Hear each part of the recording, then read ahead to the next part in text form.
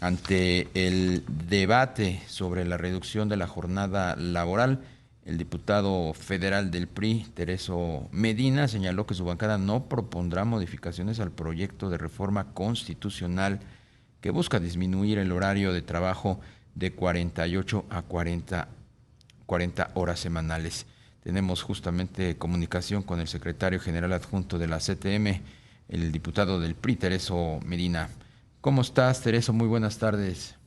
¿Qué tal? Buenas tardes, Darío. Qué gusto saludarte El y además gusto por tu es mío. conducto saludar a todo el pueblo radioescucha de este importante medio de comunicación. Gracias, igualmente. Diputado, ¿por qué la bancada del PRI no va a proponer ninguna modificación al proyecto? ¿Cómo ven, de hecho, este proyecto constitucional?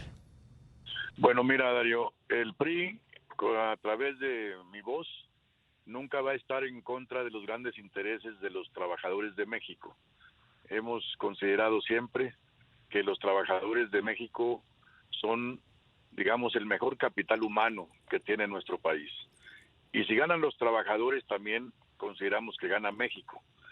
Y si gana México, ganamos todos. Ahora, si me permites, te doy un entorno fundamentado, el por qué esta posición del PRI en favor de la reducción de la jornada laboral de 48 a 40 horas. Primero, si vemos datos y cifras, según la Organización para el Desarrollo la Organización para la Cooperación y el Desarrollo Económico, la OCDE, pues estamos hablando, según los datos de esto, es que no, nuestro país es uno de los pocos países que tienen todavía una jornada de más de 40 horas. Entonces, esto significa que estamos hablando de que en México se elabora por lo menos un 23% por más por encima del promedio de horas en comparación a otros países. Esto quiere decir que en México, según la OCDE, estamos trabajando 2.137 horas de más en comparación, sigue la OCDE sosteniendo, del promedio que son 1.790 horas, según datos de esta propia organización. Ese es por un lado.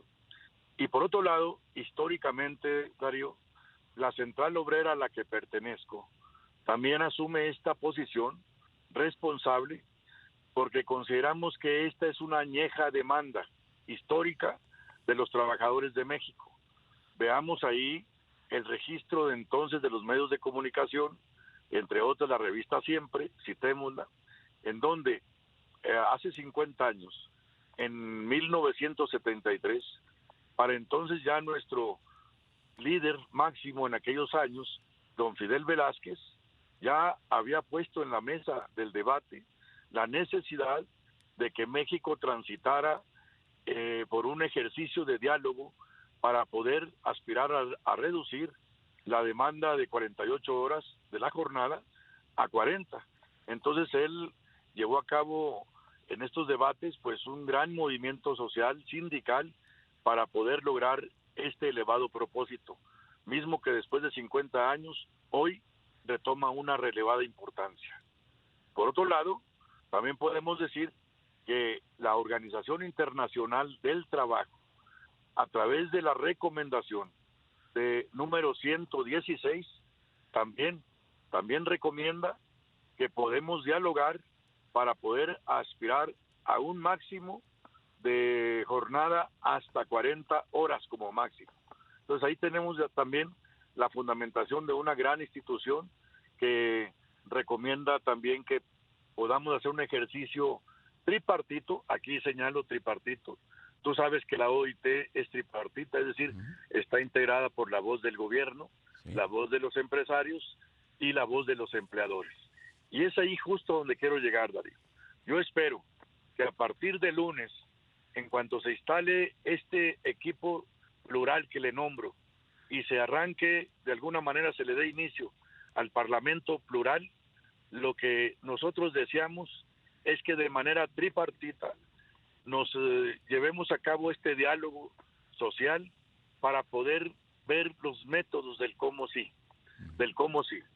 La propia Organización Internacional del Trabajo señala en su recomendación 116 que debe ser digamos, un diálogo en donde veamos una reducción gradual de la jornada. Bueno, el qué, el cómo y el cuándo, ese sería el producto del debate, el producto de este diálogo entre empresarios, trabajadores y gobierno. Y ese debate, ¿cuánto tiempo puede llevar? ¿Y Bueno, cuándo va a iniciar? Va a iniciar el próximo lunes 16 a las 5 de la tarde en la Cámara de Diputados, y este debate va a ser va a haber, digamos, se abre el Parlamento abierto, que sesionará una vez por semana, me parece que hasta noviembre, más o menos a mitad del mes de noviembre. Y entonces hace una convocatoria para todos aquellos estudiosos, expertos de la materia, podamos de alguna manera reponer nuestras ideas y podamos enriquecer esta propuesta que está ya en la mesa nacional, y la aspiración a que podamos lograr con voluntad reducir la jornada de 48 horas a 40. Bien. Ahora, una opinión adicional, sí, Darío. Adelante. Yo sostengo que los incrementos de la productividad en el país no se generan trabajando más horas. Yo lo que creo conveniente es que la productividad la liguemos a una mayor descanso e integración del trabajador con su familia, y que la liguemos también a la habilidad y la destreza para poder ser capaces de que en una jornada reducida a 40 horas, que es lo que recomienda la OIT, llevemos a cabo de alguna manera los incrementos de esta productividad y que nuestro país sea más competitivo. Bien. De manera que está este reto que ojalá en forma tripartita los empleadores, gobierno y trabajadores logremos llegar a un buen final de este gran reto que, te digo, tienen por lo menos 50 años ya en el debate nacional de mi país. A ver, quiero preguntarte algo aprovechando que te tenemos en la línea, Sí. Tereso. Se está informando, y esto ya tiene que ver con otra cosa, que en caso de que se presenten paros técnicos en México a raíz de la huelga de las empresas automotrices en los Estados Unidos, sindicatos de la CTM propondrán una reducción de 25% al salario diario en las empresas afectadas. ¿Esto es correcto? Sí, agregamos el tema, Darío. El paro técnico primero se va a dar por factores externos a los trabajadores mexicanos y a las propias organizaciones. Pero sí es responsabilidad de las organizaciones, esa es una opinión muy personal, primero que salvaguardemos el empleo, es decir, que esto nos va a llevar a hacer negociaciones responsables, en donde las empresas, a la luz de esta huelga que se está viviendo en Estados Unidos, no tomen medidas de despidos, de cancelación de puestos de trabajo. Por eso considero que el paro técnico es una negociación que yo le llamo jugadas de sacrificio responsable. Son medidas hasta cierto punto impopulares, Darío, porque sabemos que aún con el 100% del salario, el trabajador todavía no logra resolver sus necesidades básicas. Pero cuando hablo de jugadas de sacrificio, es porque también el empleador va a pagar sin recibir nada, y el trabajador va a sacrificar su 25%, por un lado. Y por otro lado, también sostengo que se debe de respetar los beneficios que tengan como prestaciones a través del contrato colectivo.